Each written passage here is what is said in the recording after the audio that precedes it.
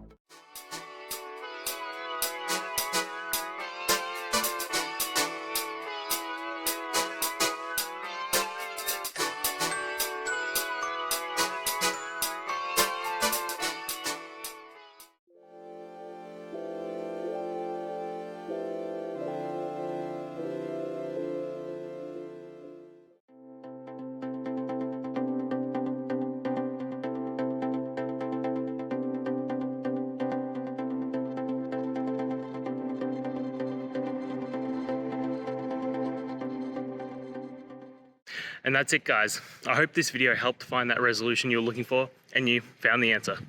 Guys, please hit subscribe if it helped, and I'd really appreciate it. I'll see you next time on another one of these technical videos. Have a good one.